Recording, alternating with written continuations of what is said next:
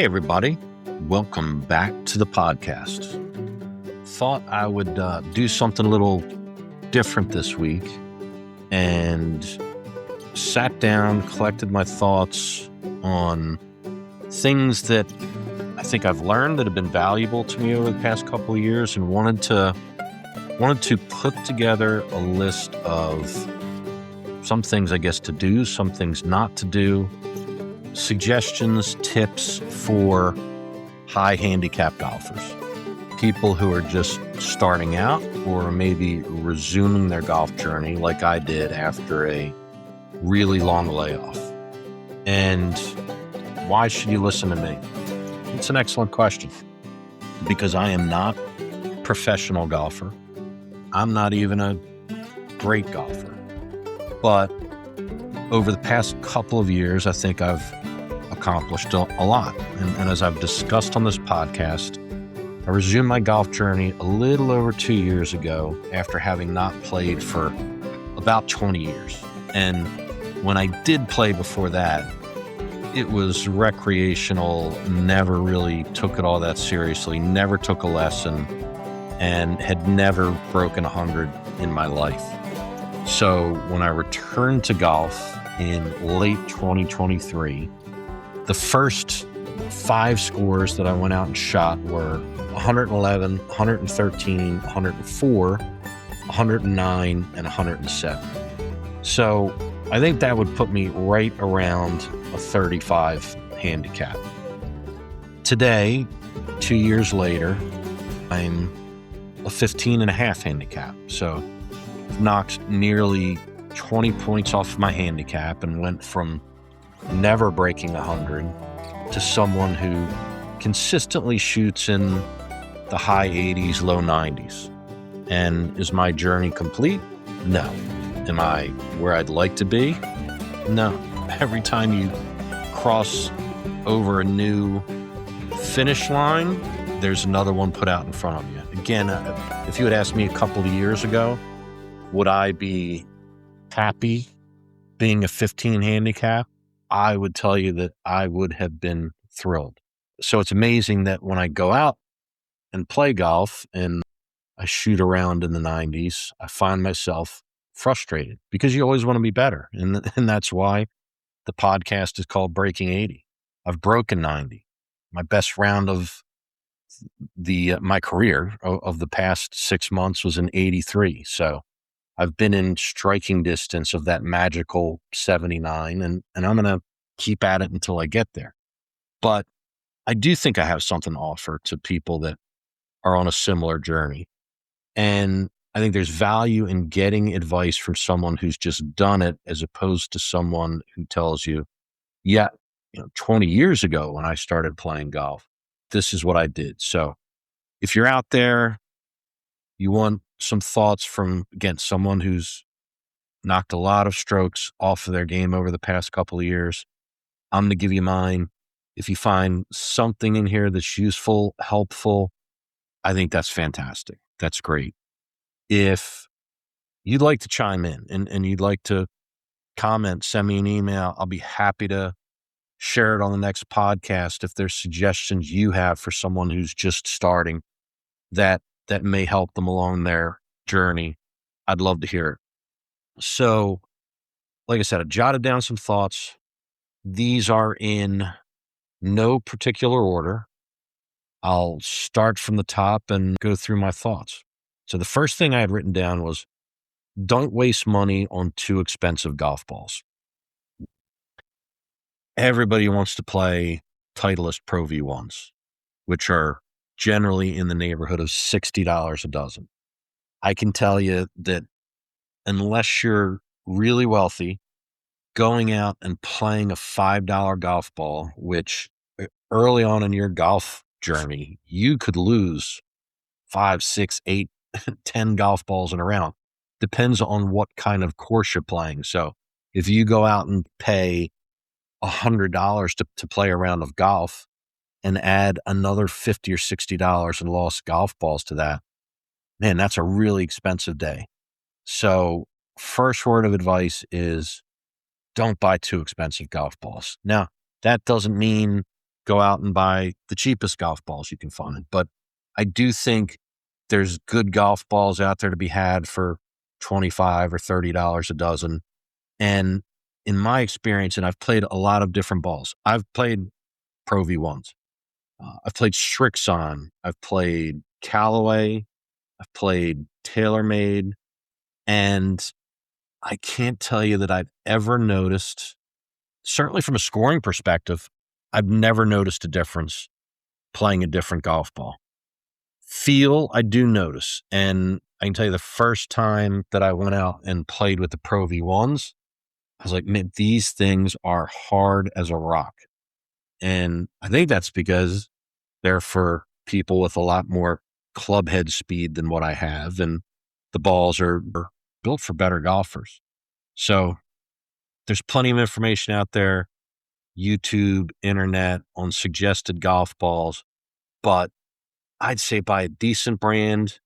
If you can get them on sale, get them on sale. I used to buy Srixon golf balls. They'd have every once in a while, buy 2 dozen, get 1 free. And that ended up being a pretty good deal. But what I can tell you I've been doing for quite some time now is here in South Florida, there is a place called Birdie's Golf Balls, and they sell used golf balls. And you can buy anything you want. The most expensive used golf balls are the Pro V1s, and they're $20 a dozen. And you look at these golf balls, there is not a mark on them. If someone told you that they were brand new, I believe it. So you can get anything there. Again, Titleist, Callaway, Srixon, anything you want to buy, you can buy there, from $12 a dozen to $20 a dozen. And I've played a bunch of different balls. I've never had a problem with those golf balls. And you could say, well, how do you know you're not having a problem with those golf balls? When you hit the golf ball well, and you know it, you feel it, I can tell you that whatever ball I'm hitting goes. When I don't hit it well, I hit it heely, I hit it off the toe, I slice it, I hook it. It doesn't matter what golf ball I'm hitting. It goes right, it goes left. If I hit something fat, it goes 5 yards. The contact is so much more important than the ball. I'm sure at the very highest level, it matters. What I'm telling you is at a beginner level, starting out, it just doesn't. Go out. If there's something you like, if you like yellow golf balls or orange golf balls, or a lot of the Callaway golf balls have lines drawn on them to help you line up putts. If there's something you like, great, like play it. But don't go out and buy the most expensive golf ball you can find, because it's just going to be even more frustrating when you hit one in the pond or hit one in the woods. Buy reasonable golf balls. And so at the golf course that I play at, they go out, they'll pick balls off the range. If they're not range balls, they will put them back in bags and they sell them. I'm pretty sure they sell them for $1 a ball. I think you can get a dozen golf balls for $12. And a lot of these balls, I can tell you the driving range is on the right side of the first hole.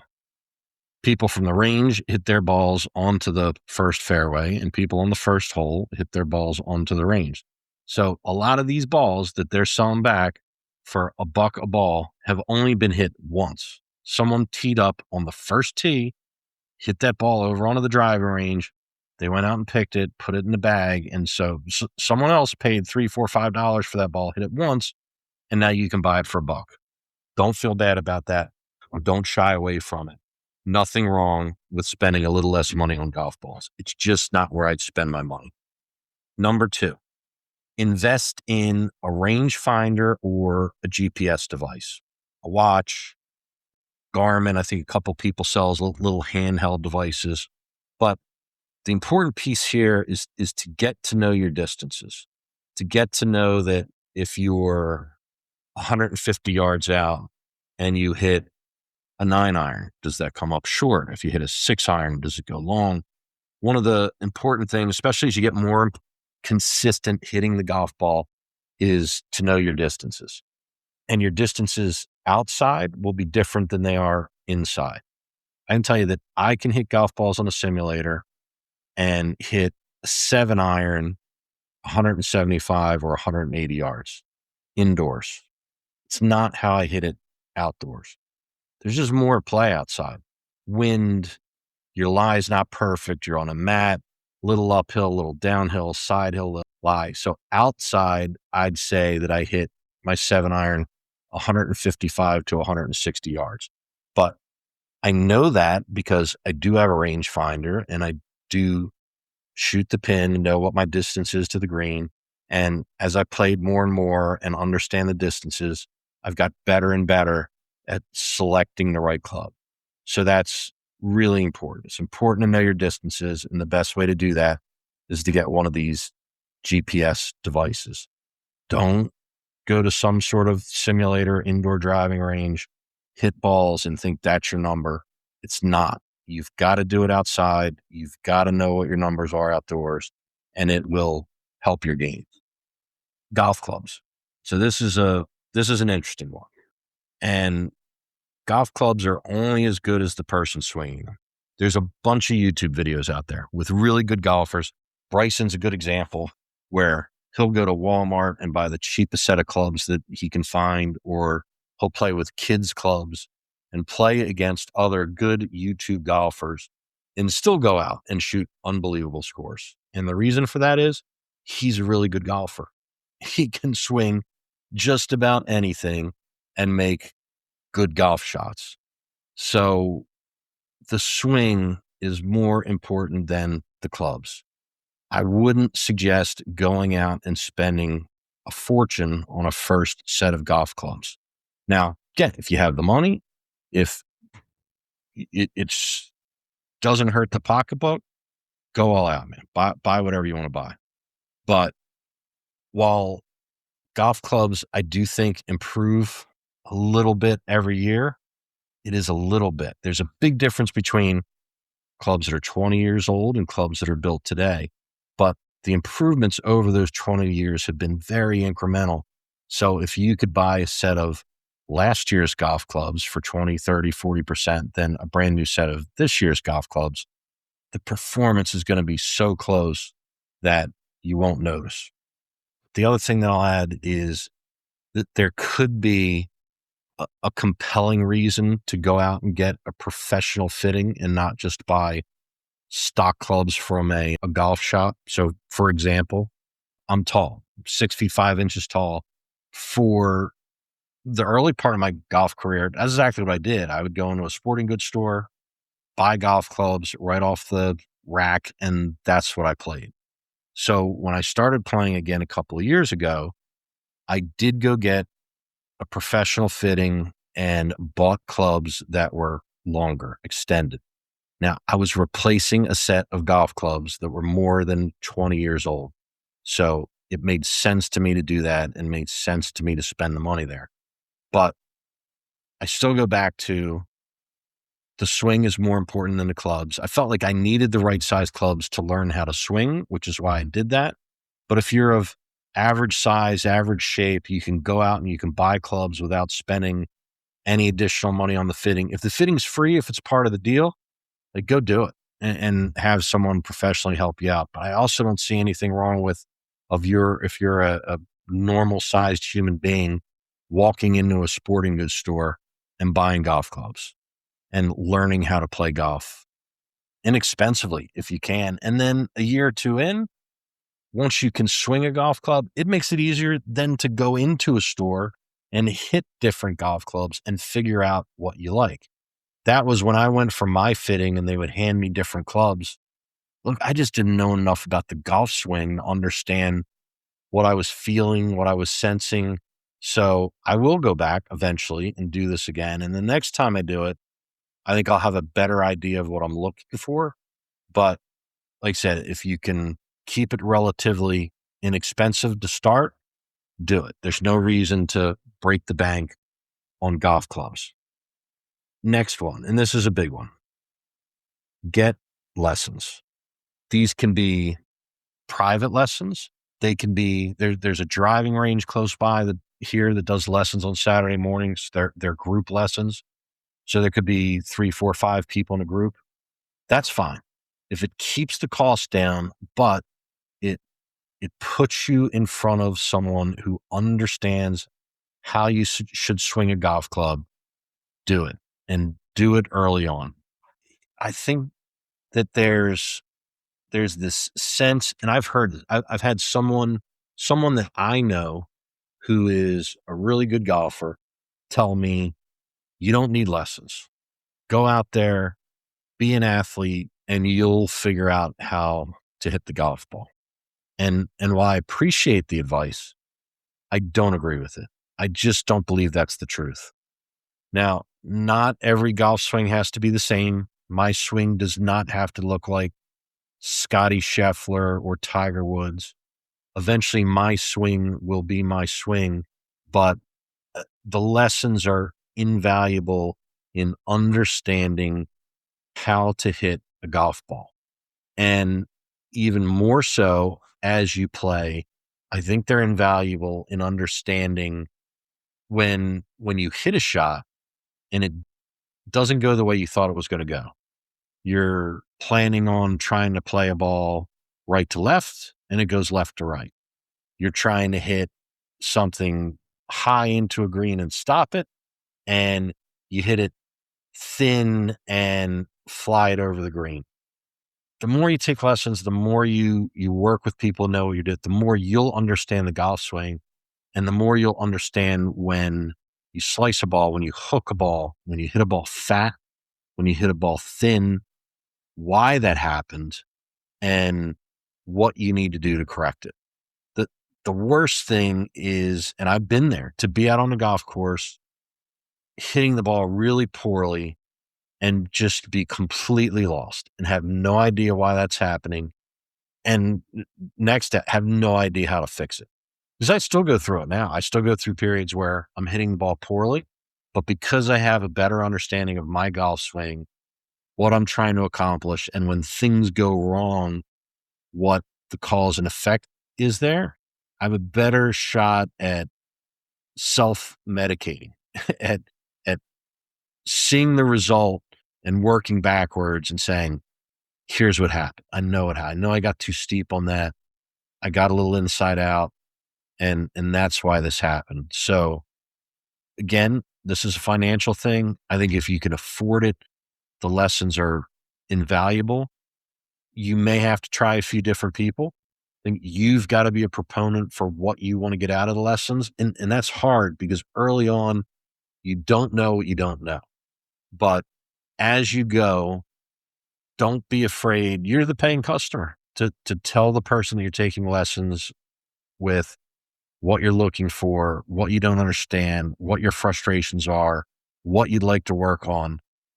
And if they don't want to help you, then you probably have the wrong coach.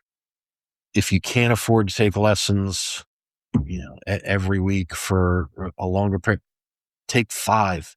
Take something to help you get started and help you on your path. I think it's invaluable, and I think every dollar spent on lessons is well worth it. So please feel free to go out there and get help. What's next on my list here? Download, and I still don't know how to say it, the GIN or the GIN app, and record your scores and the details when you're out there to help track progress. So when you go into the app, and yes, there's other apps out there that will help you do this. I got used to using the GIN app.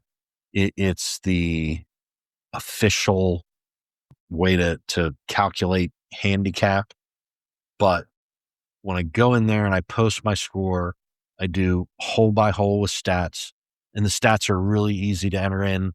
Basically, it's you hit your drive, and if you hit the fairway, you mark it that way. If you missed, you're going to mark down, did I miss short, long, left, or right? And then the same thing with the green. If I hit the green in regulation, which would be on your second shot on a par 4 or your third shot on a par 5, that's a green regulation. If you didn't, again, what was your miss? Was it short? Was it left? Was it right? Was it long? And then number of putts. I've found this information to be invaluable over the past couple of years for a couple of reasons. One, it helps me understand, again, are all my misses left or are all my misses right? Am I missing lots of greens? Sure. And try to correct whatever's happening, whatever's creating those problems.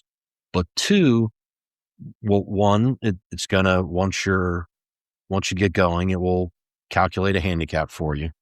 And two, it keeps track of statistics over periods of time.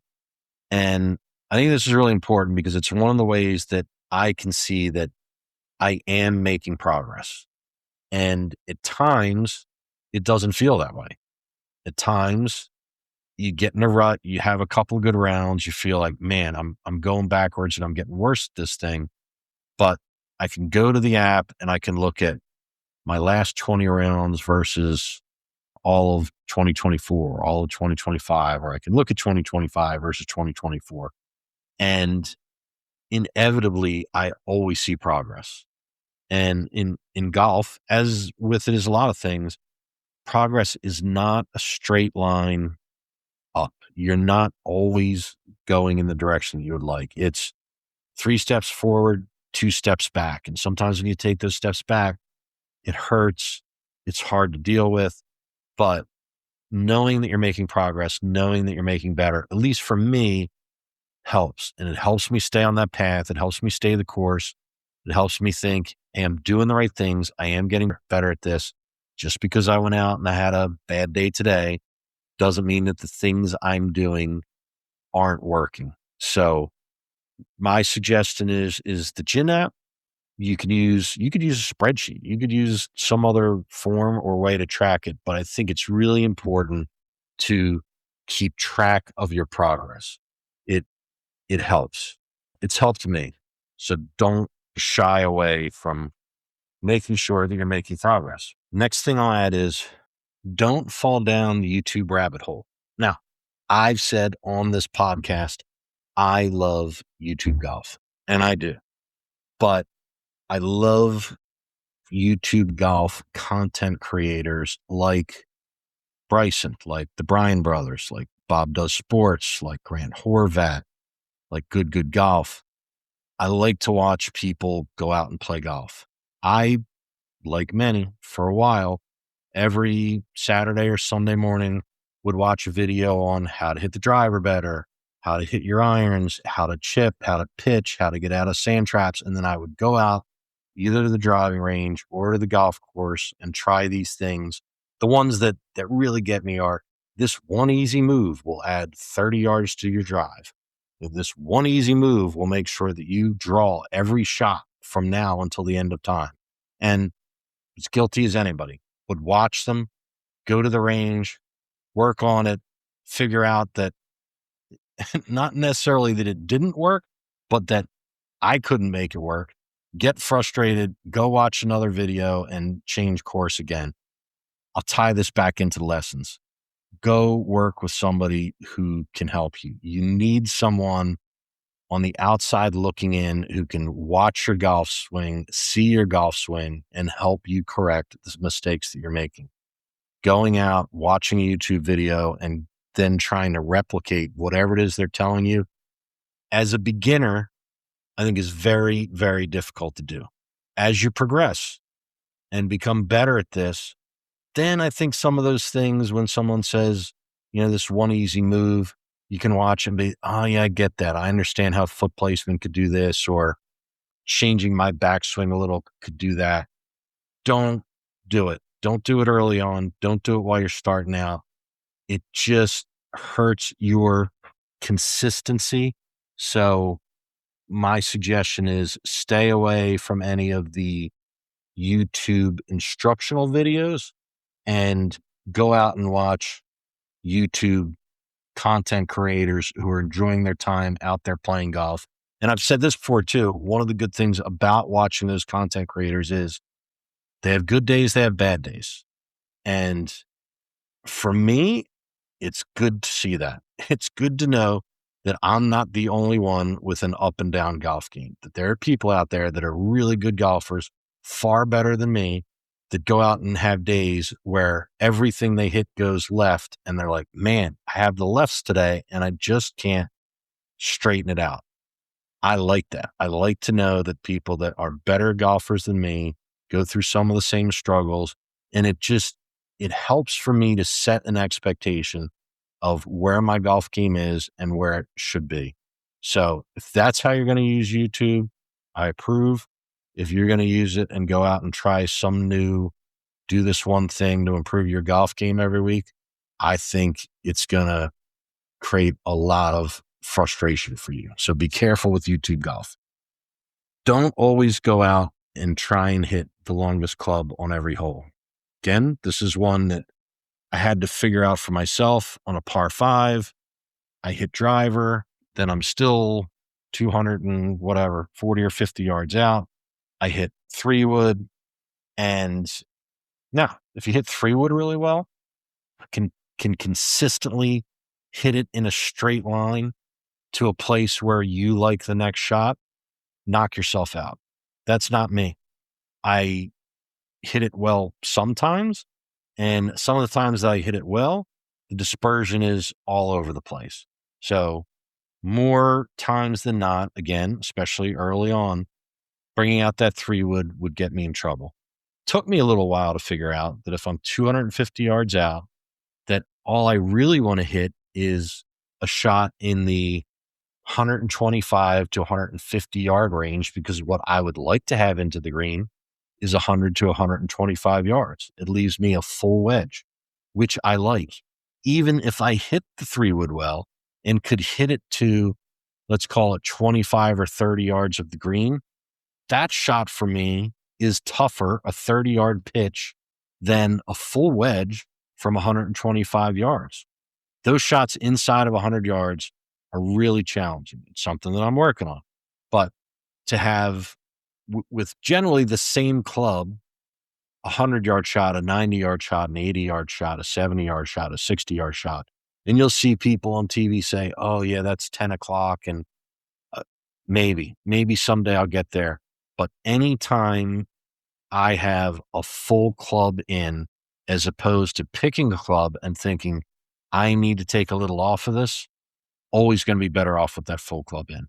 So don't be afraid to, while everybody else is out there trying to see how close they get to the green, you decide, I want to get to a number. And the number that I like is, and that could be anything, 100 yards, 75 yards, 125 yards. Find a number you like, aim for that number, and give yourself a chance at success on your next shot into the green. Play to your strengths. For quite a while, and still today, my irons have been the strength of my game. From, I'd say, pitching wedge to 6-iron, that's where it's the best. It's the best of my game. So if I'm going out there and I want to score, the more frequently I can use those clubs, the better off I'll be. And there's no shame in that. There's nothing wrong with that.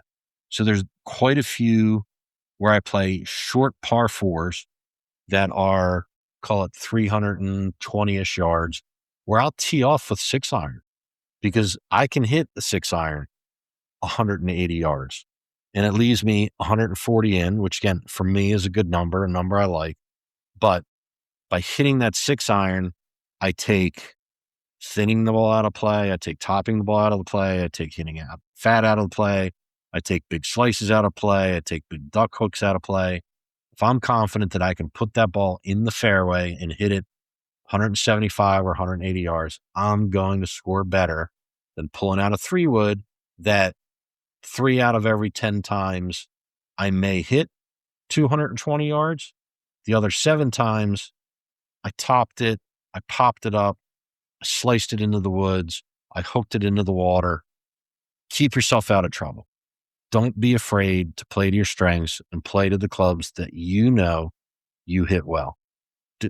Everybody else may be standing on the tee box with a 3-wood or a hybrid in their hands.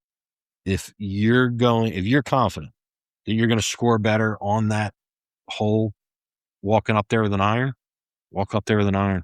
Don't worry about what everybody else is hitting.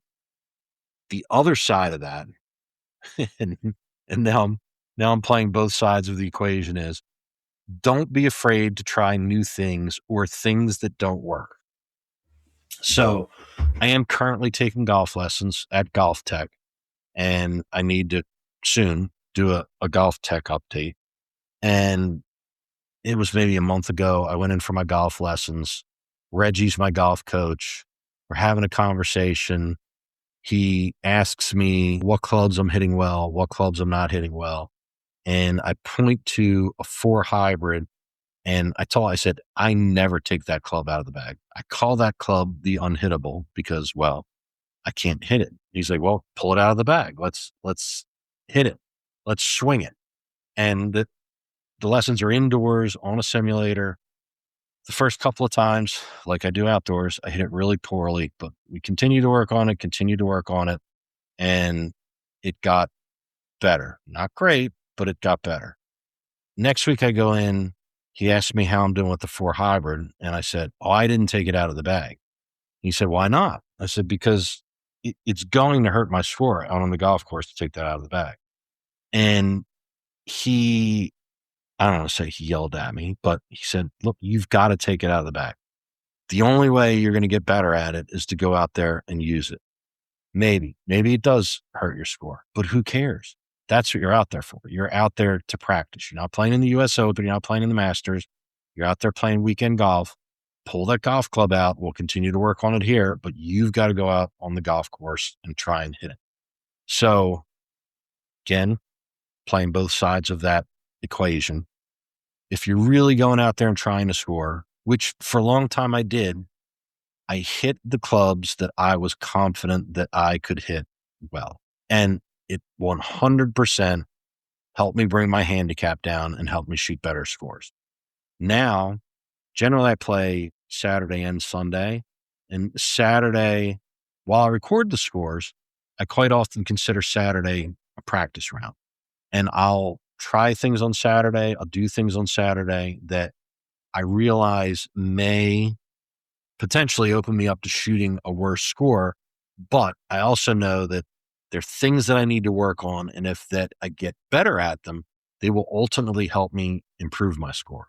And then on Sunday, I can go out and I can play a round of golf and say, I'm going to go out and I'm going to try and shoot the best number that I can today. And I'll play whatever clubs I think will help me get there.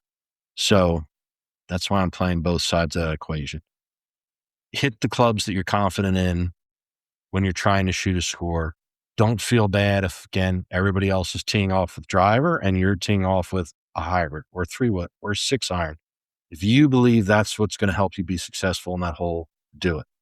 The other side of that is sometimes you do need to go out, you do need to practice, and you need to practice on the golf course, not just on the driving range, because you can go out and you can stripe whatever driver 20 times in a row on the driving range. Then you go to the first hole and you slice one into the woods. What goes on in the range doesn't necessarily carry forward to the course. You do need to go out onto the course and use different clubs and practice and try and find things that will help you get better.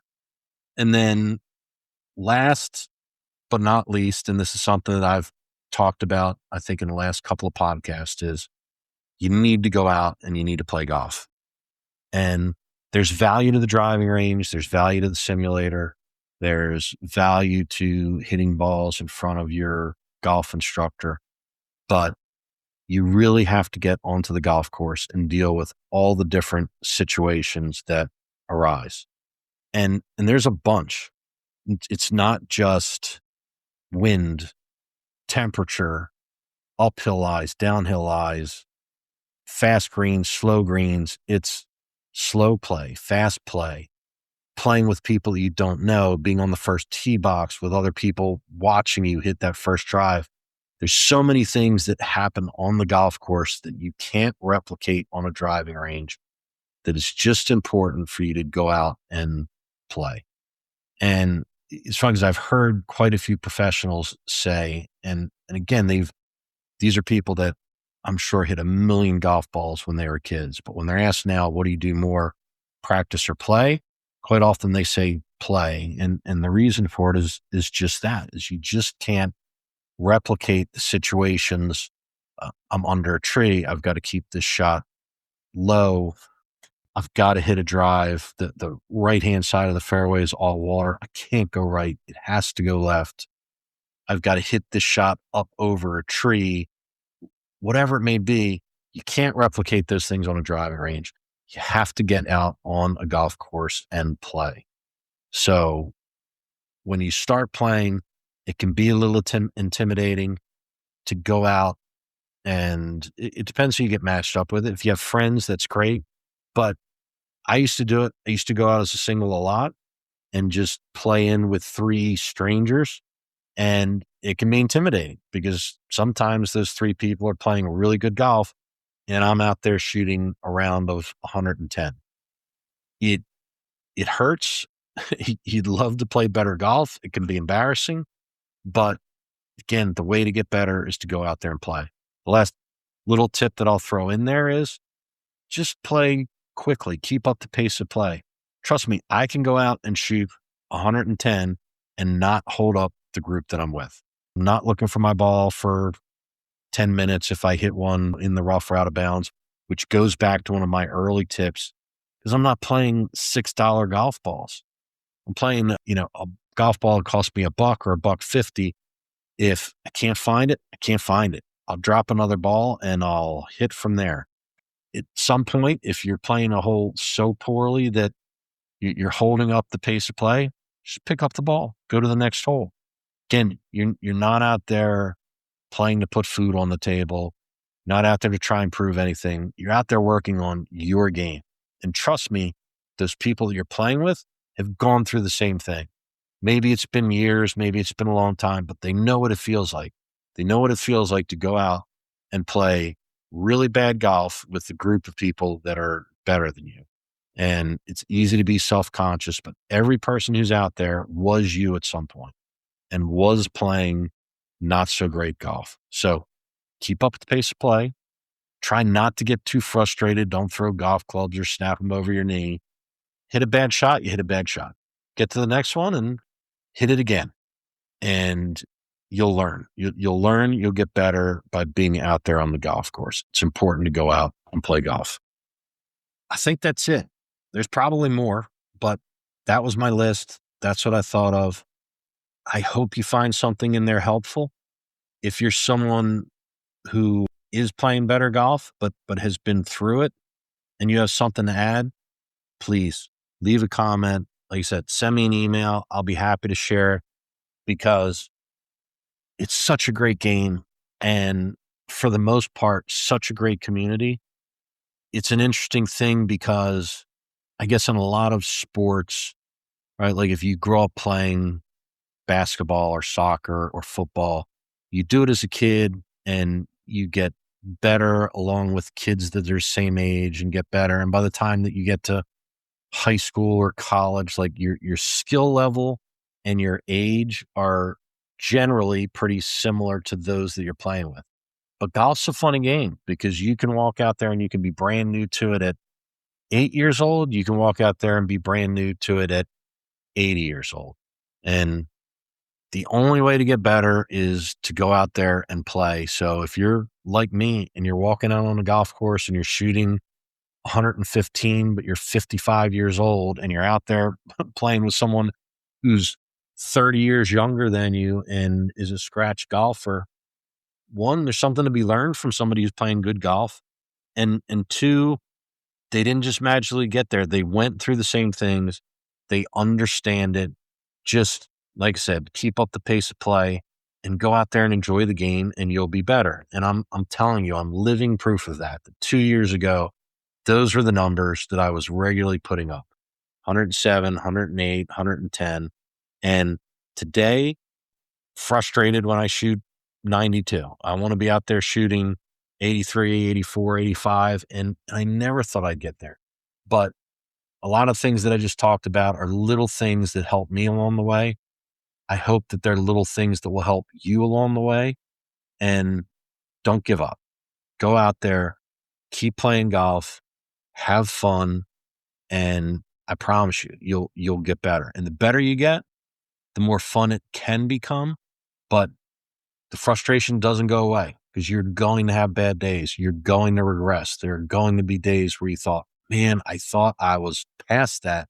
How can I hit the ball off the hosel 20 yards, 90 degrees to the right?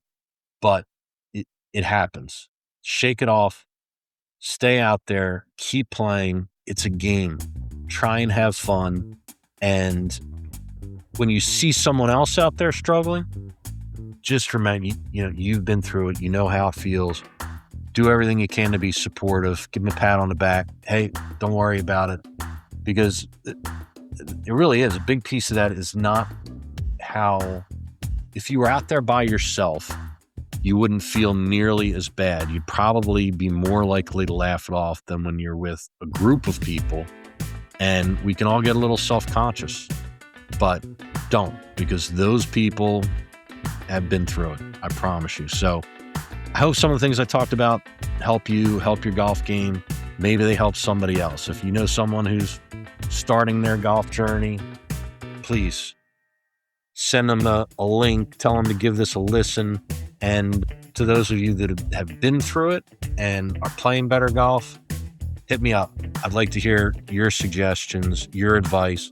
What things would you tell someone who's new to the game to do or not to do to help them on their journey? Thanks a lot, everybody. I'll be back next week with updates on my golf game and as I mentioned earlier, a golf tech update. See you next week.